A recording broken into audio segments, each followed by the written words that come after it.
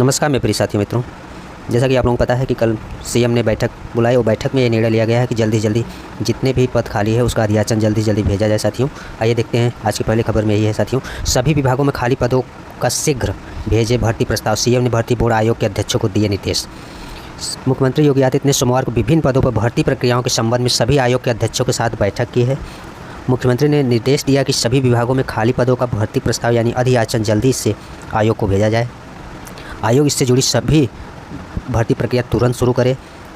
मुख्यमंत्री ने किसी भी विभाग की तरफ से भर्ती प्रक्रिया को लेकर कोई प्रस्ताव लंबित न रखने की हिदायत दी है। साथियों, वर्तमान में की जा रही सभी भर्तियों के संबंध में जानकारी ली और सभी बोर्ड और आयोगों को निर्देश दिया कि खाली पदों पर भर्ती प्रक्रिया को पारदर्शी व समय से पूरा कराया जाए।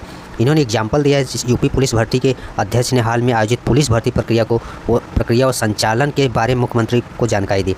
सीएम ने उत्तर प्रदेश पुलिस भर्ती की परीक्षा की उदाहरण देते हुए सभी भर्ती आयोग को भी इसी मॉडल को अपनाने को कहा है।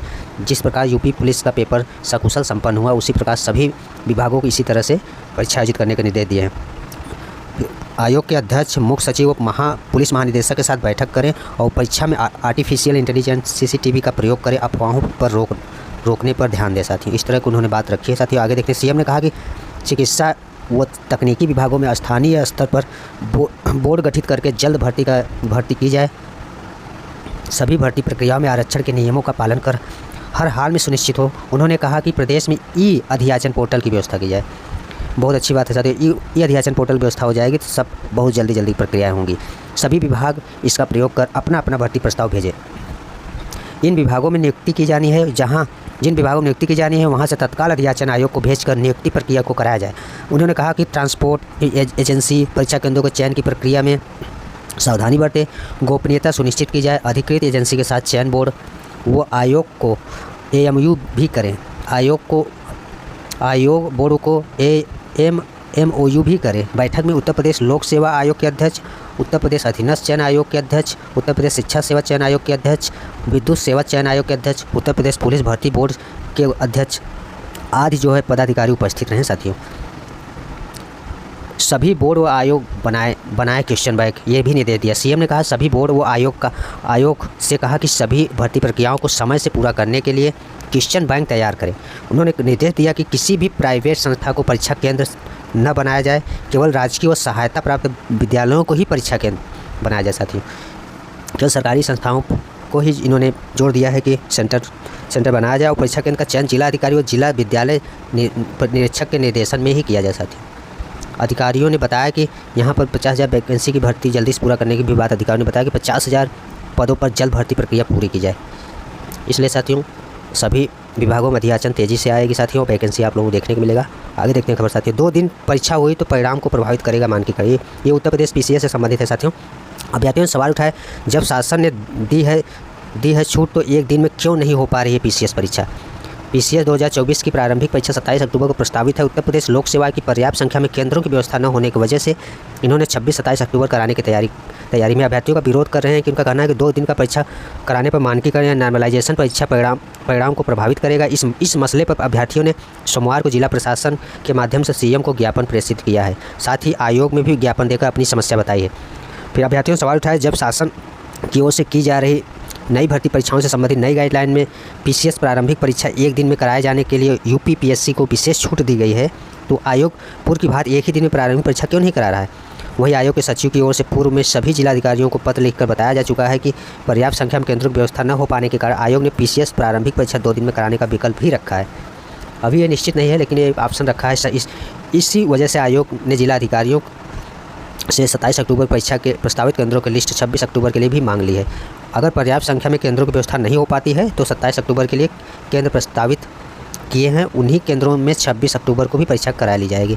दरअसल परीक्षा केंद्र निर्धारण के लिए नियम सख्त किए जाने और निजी संस्थानों को परीक्षा केंद्र नहीं बनाए जाने पर परीक्षा केंद्र के निर्धारण की बड़ी समस्या बन गई है। इसी वजह से भर्ती संस्थाओं के लिए दूसरी चुनौतियाँ भी बढ़ गई है। आगे साथियों, इसमें कहा गया अभ्यर्थियों का कहना है कि यहाँ अभ्यर्थियों को मांग यही है कि 2 दिन परीक्षा कराने का मूल्यांकन नहीं हो सकेगा, इसमें प्रभावित होगा। साथियों, नॉर्मलाइजेशन करना मुश्किल होगा। पीसीएस 2024 के विज्ञापन में मानकीकरण का कोई प्रावधान भी नहीं किया गया है। मानकीकरण की समस्या से पूर्व में भी विभिन्न परीक्षा परिणामों में बाधा उत्पन्न की है। उत्तर प्रदेश लोक सेवा आयोग समेत अन्य आयोग बोर्ड में विविध विवाद का विषय भी बना है। अभ्यर्थियों का कहना है पिछले 2022 में लगभग साथियों 6 लाख से अधिक अभ्यर्थी थे और प्रारंभिक परीक्षा एक ही दिन में करा ली गई थी, जबकि पिछले 2024 में उससे भी कम है, 5,76,000 ही अभ्यर्थी शामिल हो। तो परीक्षा 2 दिन कराने की क्या ज़रूरत है। अभ्यर्थी चाहते हैं कि पूर्व की भांति इस प्रकार भी प्रारंभिक परीक्षा एक ही दिन में कराया जाए। तो यहाँ पर यह भी मांग की जा रही है साथियों, अच्छी बात है। लेकिन आयोग का ये भी कहना है एक दिन में सभी राजकीय और जितने भी गवर्नमेंट कॉलेज महाविद्यालय हैं उन पर ही सेंटर बनाया जा रहा है। प्राइवेट कॉलेज में नहीं बनाने की वजह से इनको सेंटर कम मिल रहा है, इसलिए इन्होंने 2 विकल्प रखा है साथियों। देखते हैं आगे क्या निर्णय लेता है आयोग। OTR के जरिए UPPSC से जुड़े 18.72 लाख अभ्यर्थी 18.72 लाख अभ्यर्थी जो है OTR से जुड़ गए हैं साथियों। इसमें ये बात रही साथियों, आप लोग देखिएगा। MTS और हवलदार भर्ती परीक्षा का प्रवेश पत्र जारी कर दिया गया है।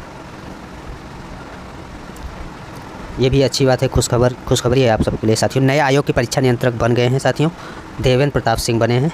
ये मुक्त विश्वविद्यालय से लिए गए। नवगठित उत्तर प्रदेश शिक्षा सेवा चयन आयोग को आखिरकार परीक्षा नियंत्रक मिल गए हैं।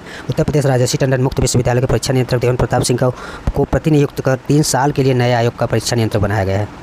शासन के विशेष सचिव गिरिजेश कुमार त्यागी की ओर से सोमवार को देवेंद्र प्रताप की नियुक्ति का आदेश जारी करते हुए अविलंब कार्यभार ग्रहण करने का भी निर्देश जारी कर दिया गया।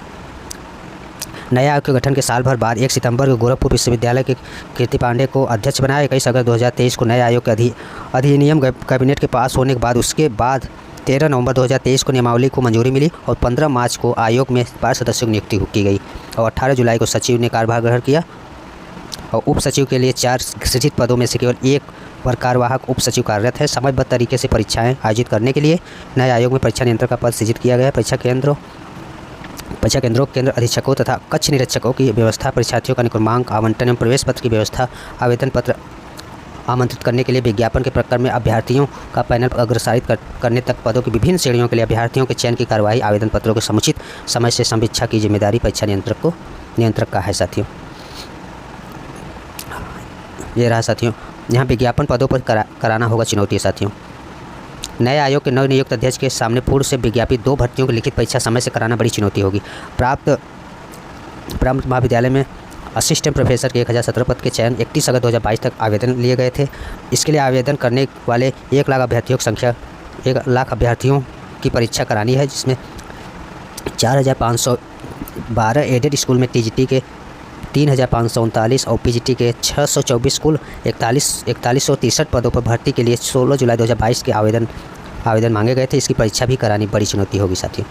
देखते हैं साथियों, 4100 पदों में 25,000 पद ऐड करता है आयोग की। इसी जो आवेदन लिए गए हैं वही परीक्षा कराने की तिथि जारी करेगा साथियों। ये आयोग के ऊपर है साथियों। आगे देखते हैं, ये साथियों हो गया है उत्तर प्रदेश पुलिस भर्ती से संबंधित से साथियों। आंसर के सिपाही भर्ती परीक्षा में अभ्यर्थियों का आपत्तियों का निस्तारण शुरू हो गया है साथियों। उत्तर प्रदेश पुलिस के 60,244 पदों पर भर्ती के लिए लिखित परीक्षा के बाद अभ्यर्थियों का आपत्तियों के निस्तारण की प्रक्रिया शुरू हो गई है।